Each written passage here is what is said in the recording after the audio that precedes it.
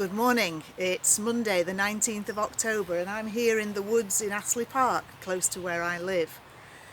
My theme for today is, "And God saw that it was good," because this is the beginning of One World Week.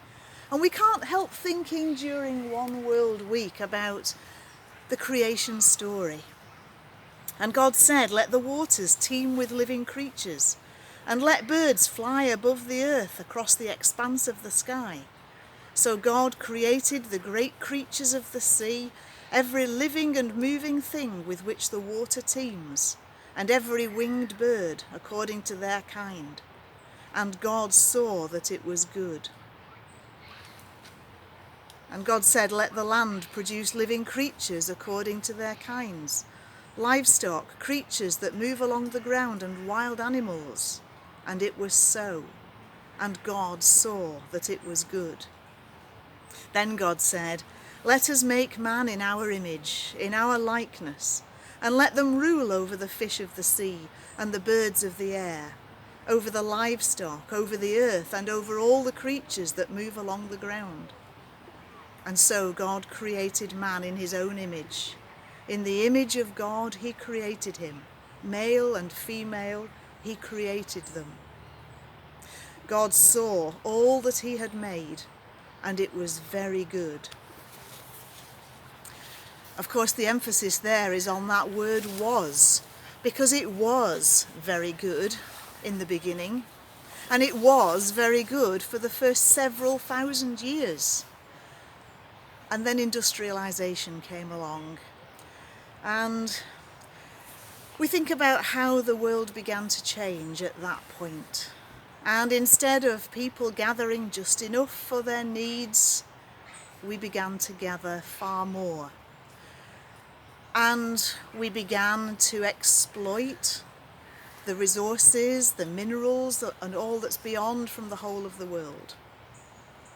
We're all familiar, of course, with those many David Attenborough documentaries, and he's just about to bring out a new film, A Life on Our Planet, looking back over the life that he's experienced and all the places that he's been and the things that he's seen. But he's talking now about this being our last chance. It's our last chance to stop the destruction and the damage that's happening to our planet. We're at the last of the one-way valves, and that once we pass through that situation, then there is no chance of that recovery. And we think about that beautiful world that God made, and God saw that it was good. And perhaps we can blame the industrialists of previous centuries and early in our own lifetimes. But each of us plays a part in what's going on in the world today. Perhaps we all have that element of overuse without really thinking too much about the consequences. But there are things that we can do about that. There are ways in which we can recall God's wonderful creation and do our part to help to maintain and prevent the destruction. The main thing that David Attenborough was suggesting is that we stop waste. Waste of food, waste of energy, waste in clothing, and all sorts of other things where we have far more than we need. You know, we only need to turn the heating down just by 1 degree to make a significant difference.